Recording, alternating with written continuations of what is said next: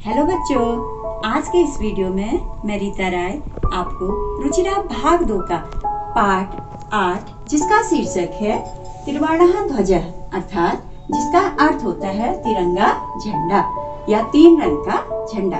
बेटा, प्रस्तुत पाठ में राष्ट्र ध्वज के महत्व के बारे में संवादात्मक शैली में वर्णन किया गया है। इस पाठ में कुछ बच्चे आपस में तिरंगे झंडे के या स्वतंत्रता दिवस के समारोह के बारे में आपस में बातचीत कर रहे हैं। तो चलते हैं अब पाठ की ओर, जानते हैं कि आपस में वो क्या क्या बातें कर रहे हैं। केचन बालकाः काश्चन बालिकाश्च स्वतंत्रता दिवसस्य ध्वजारोहण समारोहे सोत्साहं गच्छन्तः परस्परं संलपन्ति। केचन माने बेटा कुछ, बालकाः बालक और कुछ बालिकाएं स्वतंत्रता दिवस के ध्वजारोहण ध्वज झंडा फहराने के अवसर पर उत्साह के साथ जाते हुए परस्परम आपस में संलपन्ति बातचीत कर रहे हैं। अब क्या बात कर रहे हैं? किसने कहा पहले? देवेशः। देवेश ने कहा अद्य स्वतंत्रता दिवसः। अद्य माने आज स्वतंत्रता दिवस है। अस्माकं विद्यालयस्य प्राचार्यः ध्वजारोहणं करिष्यति। अस्माकं हमारे विद्यालय के प्राचार्य ध्वजारोहण करिष्यति माने करेंगे। छात्राश्च च माने और, छात्रा या बच्चे सांस्कृतिक कार्यक्रमान प्रस्तोष्यन्ति। अब यहाँ पे क्या कहा? और बच्चे क्या करेंगे? सांस्कृतिक कार्यक्रमों को प्रस्तुत करेंगे। अन्ते च मोदकानि मिलिष्यन्ति। अंतिम और अंत में मोदकानि माने लड्डू, मिलिष्यन्ति माने मिलेंगे। डेविडः, अब देवेश की बात को सुनकर डेविड ने कहा सुचे जानासि त्वं। सुचि, जानती हो तुम? अस्माकं ध्वजः कीदृशः। हमारा ध्वज झंडा कैसा है? सुचिः, अब सुचि ने कहा अस्माकं देशस्य ध्वजः त्रिवर्णः इति। हमारे देश का झंडा 3 रंग का है या तिरंगा है।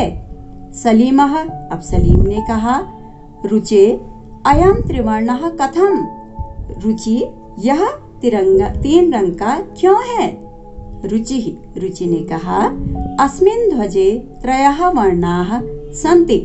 अस्मिन् माने इस, ध्वजे माने झंडे में, 3 वर्णाः रंग सन्ति माने हैं। इस झंडे में 3 रंग हैं, अतः त्रिवर्णः, इसलिए क्या है? ये तिरंगा है या 3 रंग का है।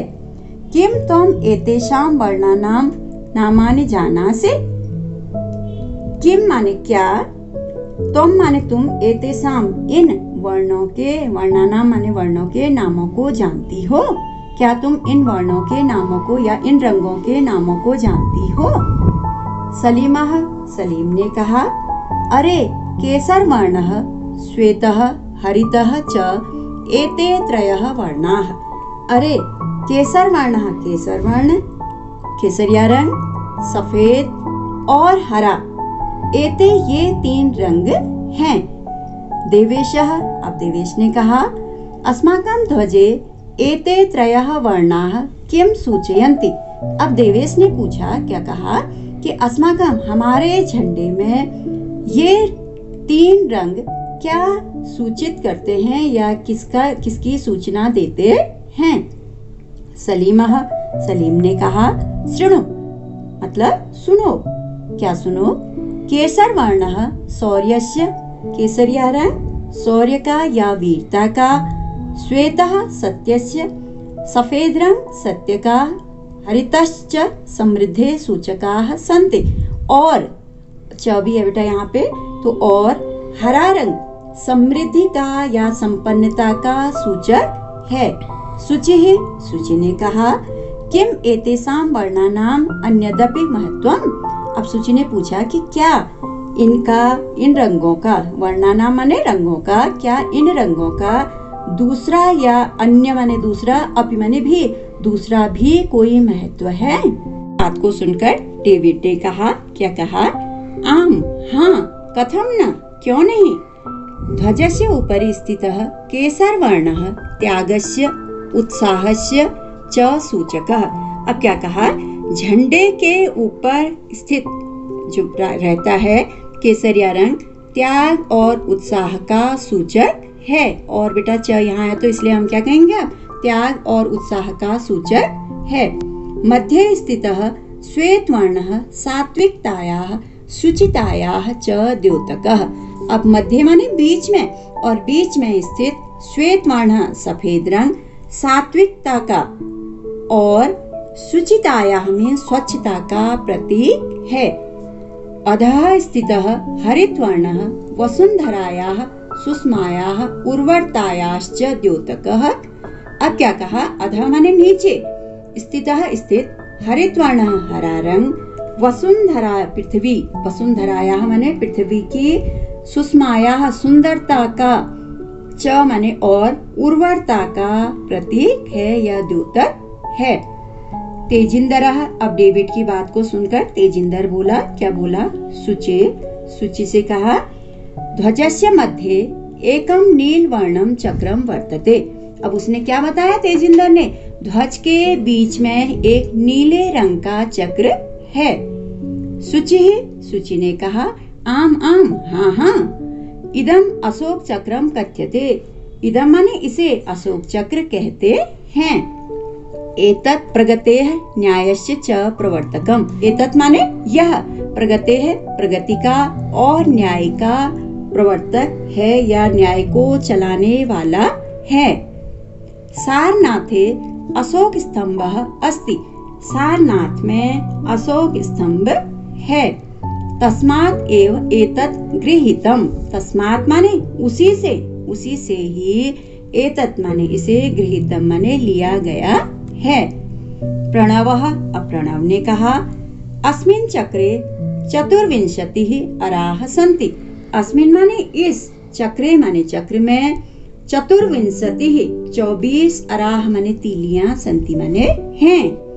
मेरी, अब मेरी ने कहा, क्या कहा? भारतस्य संविधान सभायां 22 जुलाई 1947 तमे वर्षे समग्रतया अस्य ध्वजस्य स्वीकरणं जातम्। अब क्या कहा बेटा मेरी ने? भारतस्य, भारत के संविधान में 22 जुलाई 1947 ईस्वी वर्ष में, समग्रतया माने पूरी तरह से, अश्य माने इसे, ध्वज को, स्वीकरणम जातम, इस ध्वज को स्वीकार या इस ध्वज का स्वीकार किया गया या इस ध्वज को स्वीकार किया कब? भारत के संविधान सभा में, भारत के संविधान में इसको कब? 22 जुलाई 1947 को क्या किया? पूरी तरह से इसे स्वीकार, ध्वज के रूप में स्वीकार किया गया। तेजिंदरः, तेजिंदर ने कहा, अस्माकं त्रिवर्णः ध्वजः स्वाधीनतया राष्ट्रगौरवस्य च प्रतीकः।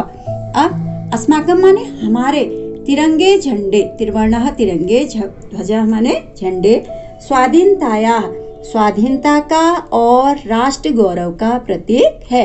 अब यहाँ हम पूरा क्या कहेंगे? तेजिंदर ने क्या कहा? हमारा तिरंगा झंडा स्वाधीनता का और राष्ट्र गौरव का प्रतीक है।